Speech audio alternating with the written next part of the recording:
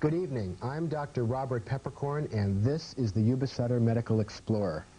As a specialist in skin diseases and allergy, and as host of this program, I will take you on an exploration of the medical communities of Yuba and Sutter counties and bring you behind the scenes of medical care practices right here in our local area. We have a very interesting program for you tonight as we explore two areas that touch on the fringes of medicine. We will begin with a trip back in history as we learn about the way that medicine was practiced several decades ago in the Yuba Sutter area. This journey will take us to the medical history exhibits at the Community Memorial Museum in Sutter County. Later on in our program, we will learn about drug abuse and the effects that it has on health from members of an organization devoted to wiping out substance abuse in our community. This is the volunteer organization called Chemical People. Both of these segments will provide us with useful information, and I hope that you'll stay with us for the next half hour. Before getting to our topics tonight, let's take a look at the latest medical news. New information is now available that suggests that medical personnel may not be at high risk for catching the mysterious disease called AIDS. Despite isolated cases reported in recent months, doctors, nurses, and hospital workers exposed to patients with the immune disease AIDS don't appear to be at high risk of contracting the disease themselves. Even nurses, lab workers, and pathologists accidentally exposed to blood from AIDS victims had no evidence of infection from the virus believed to cause the disease, according to researchers from the Harvard Medical School. The study of 85 people at 2 hospitals, published in a recent issue of the New England Journal of Medicine, supports the theory that spread of the AIDS virus requires intimate sexual contact or direct exposure to AIDS-infected blood, such as through blood transfusions. My next medical news topic has new information on growth hormone. Another in a growing number of studies indicates that kids whose growth rates are slow may be helped by hormone injections. The study documents the cases of 2 young boys aged 10 and 8 whose growth rates increased dramatically. One doubled and the other increased 6-fold after taking a growth hormone for 6 months. The hormone stimulates the brain to release another key hormone that is critical for proper growth. Growth hormone deficiency is the most prevalent cause of severely stunted growth. It's important to remember that not all short children have such a deficiency. Many just inherit short stature from their parents. My final medical news item concerns some of the health hazards caused by winter. Along with colds and broken bones due to falls, accidental hypothermia is a major winter health risk. The potentially fatal condition develops when body temperature falls to 95 degrees Fahrenheit or lower. Though anyone can develop the illness, the elderly account for nearly half of all victims. Hypothermia can worsen pre-existing health conditions such as heart disease and diabetes and lead to problems with the kidney, liver, and pancreas. When in doubt about keeping warm, it's advisable to turn up the heater rather than take a chance with hypothermia. My health tip tonight concerns a question that many parents ask. This is the question of when tonsils should be removed. Removal of the tonsils is one of the most common operations performed in the United States. Approximately 1/4 of all children will be hospitalized for such a procedure. Because children frequently suffer sore throats and earaches due to inflammation of the tonsils, it's important to understand the indication for their removal. The tonsils are lymph glands located in the back of the throat, which help to fight local infections caused by viruses and bacteria. They also assist in the production of antibodies that combat infection throughout the body. Inflammation of the tonsils may result in sore throat, difficulty in swallowing, earache, or fever. Occasionally, their enlargement creates difficulties in breathing, especially in younger children and infants. Acute infection of the tonsils usually respond well to adequate treatment with antibiotics. Children who have 3 or more documented episodes of tonsillitis in 1 year associated with fever and enlarged tender lymph glands in the neck, or those who have positive strep throat cultures, should be considered for tonsillectomy. Categorical statements to the effect that tonsils should always be removed or never be removed are incorrect. There are specific reasons for performing tonsillectomies. If your child has problems with recurrent sore throats and earaches, or has difficulty with speech or hearing, you should consider making an appointment with the medical specialist who is best trained in these areas. He is the ear, nose, and throat specialist. He is a truly qualified surgeon who will be ready with the latest information and recommendations concerning your child's problem tonsils. Now, on with the Medical Explorer. Many of us don't realize just how far modern medicine has come in the last 30 to 40 years. Before this time, many people died from today's easily treatable diseases such as pneumonia and even skin infections. These tragedies of pre-World War II medicine touched all of us. Even in my family, several people died in their 30s from pneumonia in that time period because there were no antibiotics available to kill the bacteria. Let's travel back in history now and learn more about the early days of medicine in the Yuba Sutter area. Today's exploration will take us to the Community Memorial Museum on Butte House Road in Yuba City. Dr. Peppercorn, I'd like to welcome you to the Community Memorial Museum. Today we'd like to look at some of our medicinal artifacts that we have in the collection. Maybe there's something here you'd like to discuss. This is a great opportunity for me because these are almost always behind glass, and today you're going to let me have the chance to actually touch some of these things. That's right. This is your one chance. After this, they're going right behind glass again. People should realize they won't be able to do this touching when they come over, but they certainly will have the chance to see. I really am curious. I just found this little prescription here. The prescription has a doctor, I guess Dr. Barr, yes, in Marysville. I don't know how old that is. There is a date. It says 1913. Mm-hmm. It mentions office hours. It says 2 to 4 and 7 to 9 p.m. Uh-huh. That's only 2 hours in the afternoon and 2 hours in the evening. Did they work very hard in those days? Oh. Sounds to me like they weren't working very hard. Well, actually, the time before that, from very early in the morning until 2 p.m., they were out making house calls. Doctors even then made house calls. And the house calls, they were always visiting their patients at that time. They had to go to the houses to see the people that they who were their patients at that time. And then the office hours were the times that they were in their office so that people could come and see the doctor in his office. So it really sounds like most of the time was spent out in the community, Absolutely. actually going from house to house seeing people. Uh-huh. Well, there are probably people out there that wish that was going on today, but the reason we can't do that very well today is because we really use a lot of the equipment that's available in the offices, and they didn't have that type of equipment. Right. But they did have other interesting equipment, and I'd like to really see some of these things. Okay. Why don't we start over here? And this looks sort of familiar. Tell us about that. Well, I think we all know what this is, and this, of course, is a stethoscope, which I think has seen better days. And this belonged to Dr. Jacobs, and Dr. Jacobs was a physician in the Meridian area. And what's interesting is the material nowadays is a lot more flexible. Here they used a lot of metal within the tubing to support it. They didn't have the artificial plastics that we have now. Uh-huh. And you can just see how, though, the actual idea of the stethoscope hasn't really changed. Just this goes on the chest, and the sound is amplified as it goes through the tubes. So that's interesting. You know, Uh-huh. It just hasn't changed. Why don't we go on? I just noticed this certificate. What is this? well, this looks like to me it's a certificate that talks about operative midwifery, and this again was for Dr. E.V. Jacobs. It says 1883. Right, yes. He went to school quite a long time ago. Midwifery is the delivering of babies. That's right. Now called obstetrics, of course. And that's interesting. They called it midwifery and not obstetrics at that time. Down here, I guess, was materials used to prepare medications and things? Yes. In fact, this was used to measure the medication when they were working with powders.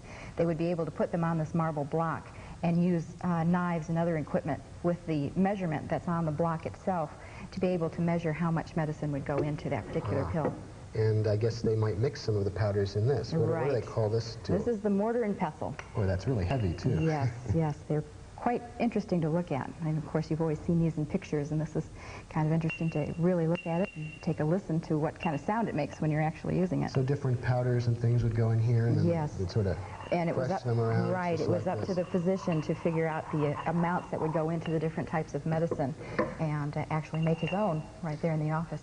So that's interesting, too, because nowadays the pharmacists do that. But in those days, the doctors were actually their own pharmacists doing all of these that is an interesting point, because many of the physicians in Sutter County actually ran pharmacies. There was a physician by the name of, well, Dr. Jacobs had a pharmacy in Meridian, and then Dr. Cosby had a pharmacy here in Yuba City. and was also a physician, but ran the pharmacy. I wonder if Dr. Jacobs would have had a piece of equipment like this. I kind of doubt it. I kind of doubt it too, yes. It says on it, single-cell medical battery. Now, we know cars need batteries and farm equipment need batteries, but do humans need batteries? Well, I don't think so. I think, if I remember correctly, this was actually discovered to be a fraudulent medical device.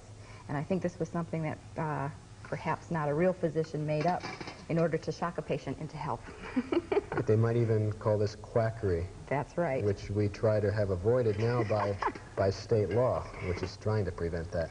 I'd like to look at some of these medications you've got over here on the table. This is fascinating. Let's take a look at some of these. What do we have here?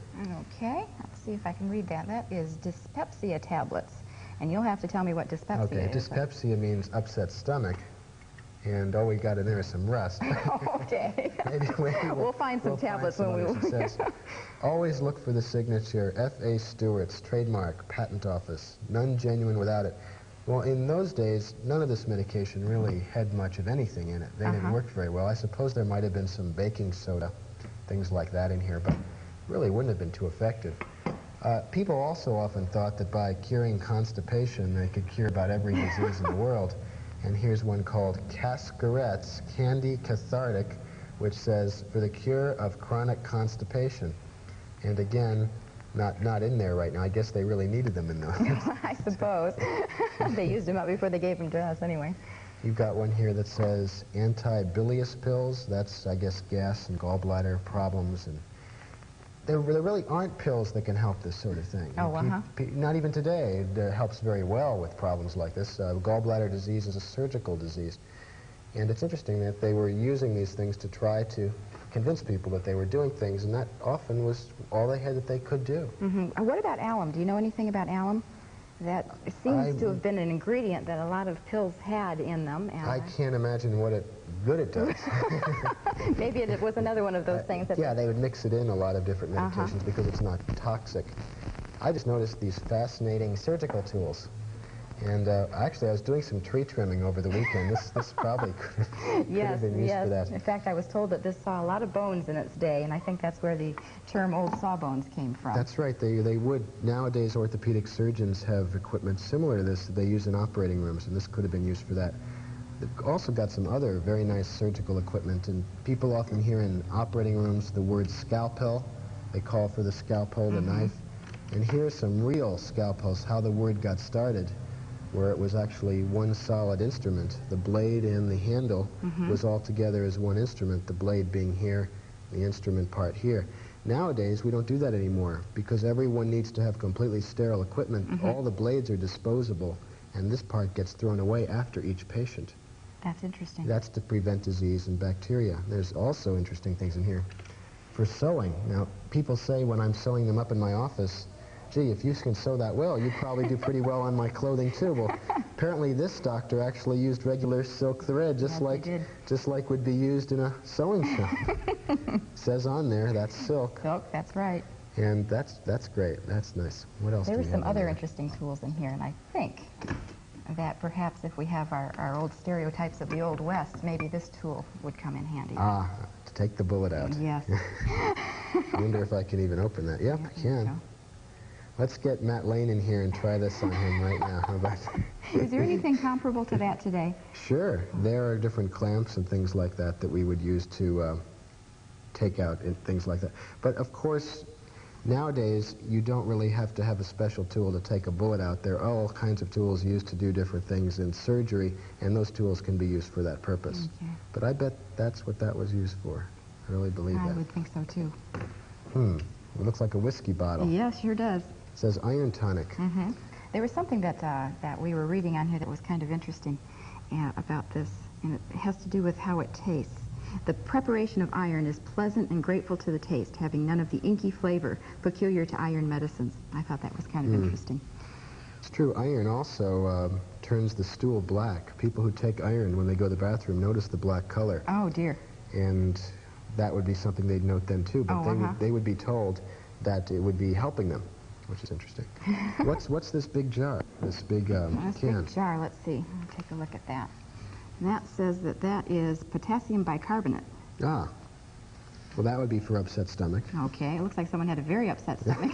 They bought that much. Probably the doctor would use this to dispense into smaller bottles from this as like a stock supply for a pharmacy or a doctor. This also contained a lot of sugar, maltose, 55% maltose, that's sugar, dextrins, 41%, only 3% potassium bicarbonate, the active ingredient. Oh, boy. That's what causes the fizzing, like Alka-Seltzer and that sort of thing. Okay. It would be interesting to compare that maybe to some of the over-the-counter medicines these days to see what the active ingredients would be. Not too far off. Okay. Got some others, tooth powder.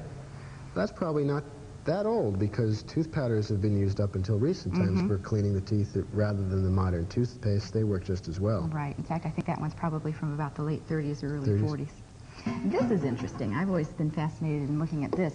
This is what we call Pluto water.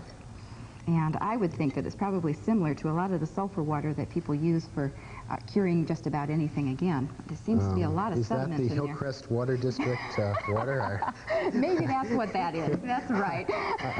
We took some out of our faucets and put it in there. I kind of think I have some neighbors in Yuba City who've had water that looks like this at some time. And hopefully with their new filtering plant it won't. I certainly hope so. I live in that water district. So. Now this is an actual prescription. It says from Curtis and Deal, Byrite Drugs in Sandpoint, Idaho. Dr. Fisher wrote this in 1944. It says 1 as chocolate calcium candy 2 times a day. Wonder what they'd be doing with calcium candy. Probably, again, upset stomachs would be used for.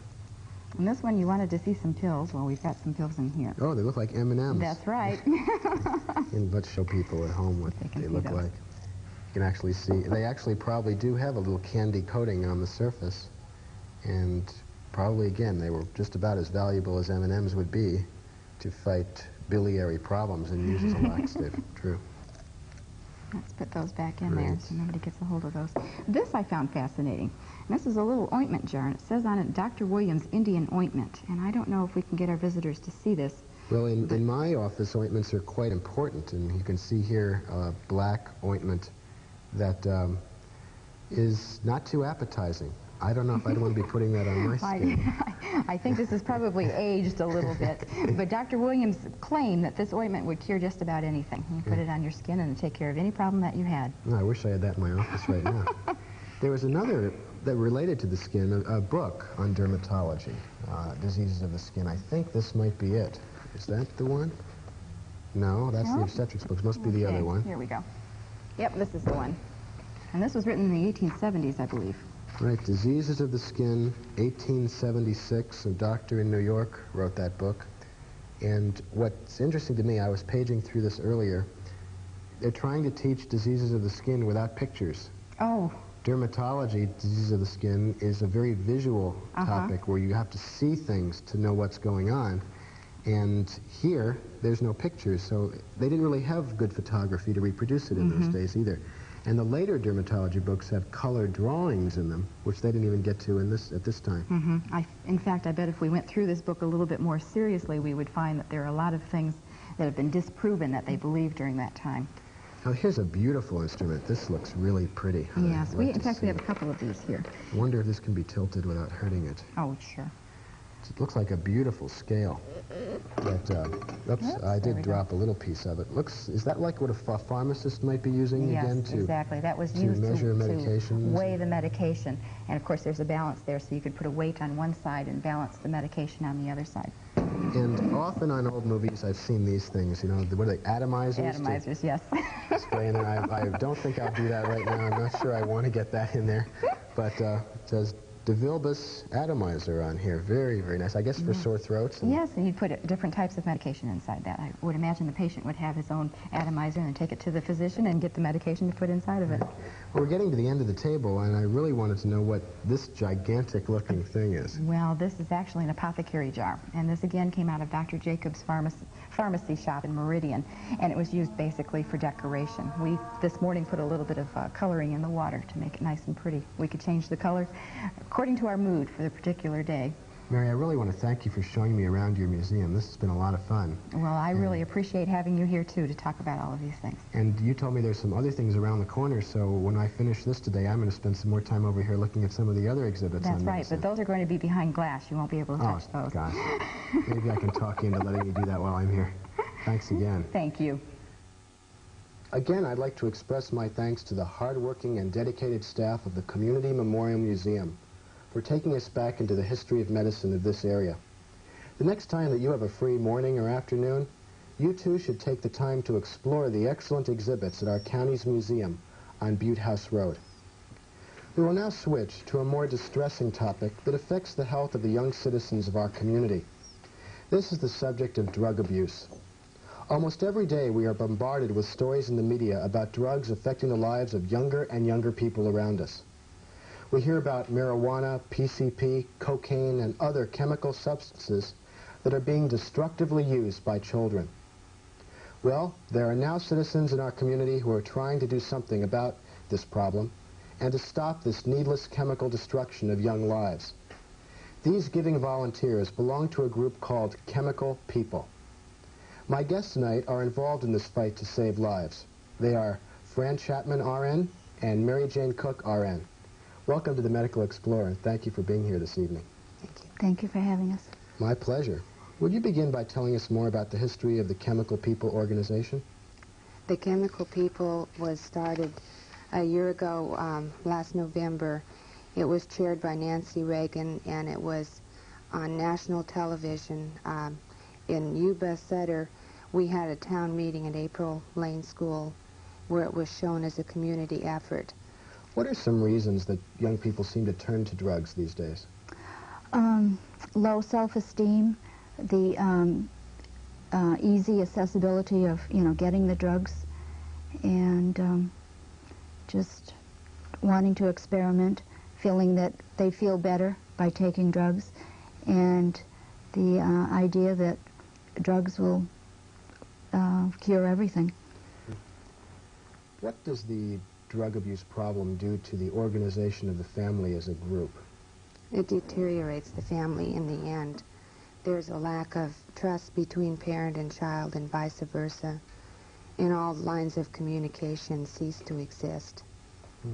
So really, they don't have what we would know about from old days of television, the father knows best family, No. the Leave It to Beaver family, where there was that unity. I don't know if there was ever truly that type of unity, but it really is close to reality, what could be reality. Mm-hmm.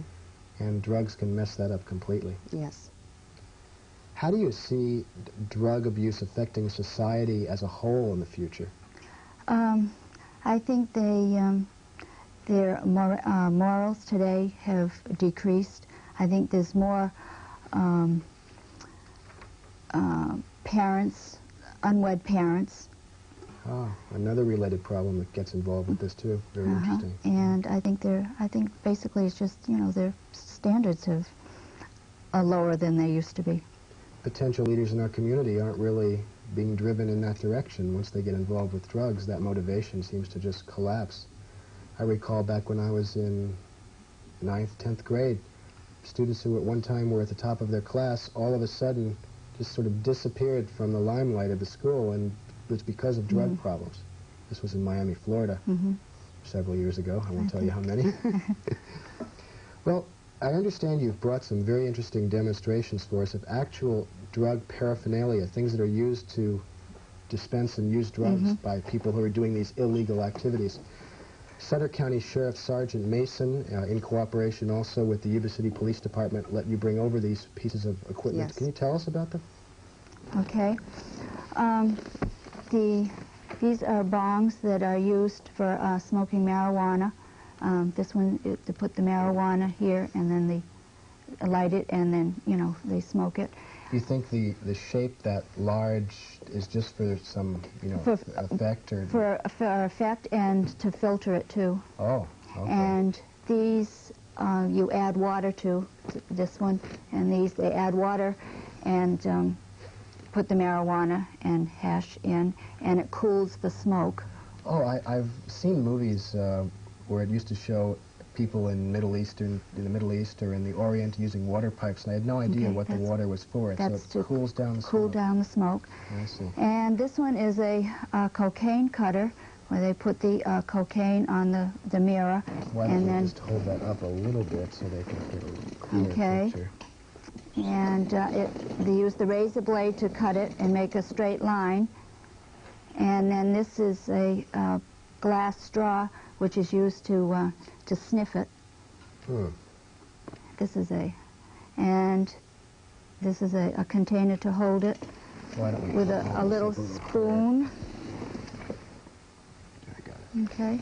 So here we have the actual container, this little piece right here. That fits there. I've seen that in a movie also. I think most of my knowledge about drugs comes from the media, TV and movies. And this is what they actually put up to their nose and breathe in as they go along. And they put it... Why the mirror, do you think? Is it just give them a clear idea of what they're measuring? Well, I think it's flat and it's smooth and it's easier to, get a straight line. I see. Okay, let's get over to some of these other things. Okay, these are pipes for smoking marijuana. Unfortunately, our time has run short already. Again, I'd like to thank Fran Chapman and Mary Jane Cook from the Chemical People for sharing with us their knowledge about drugs and chemical substance abuse. Thank you very much for coming to the Medical Explorer this evening. Thank you for having us. My pleasure. For more information about the Chemical People and their meeting times, you can call their president, Martha Green, at 673-4319. That's 673-4319, the Chemical People. Well, that's our program for tonight. I'd like to invite you to write to me at my dermatology and allergy offices in Yuba City with your suggestions for areas and people that you'd like to see on this program. The Medical Explorer is a public service program, and I really do want to hear from you with your comments and suggestions. Please write to me at the Skin and Allergy Center of Yuba City at 367 Del Norte Avenue. In my next program, the Medical Explorer will take you behind the scenes of more interesting frontiers of medical care practices in the Yuba City and Marysville area. Till next time, I'm Dr. Robert Peppercorn, your Medical Explorer. Thank you for joining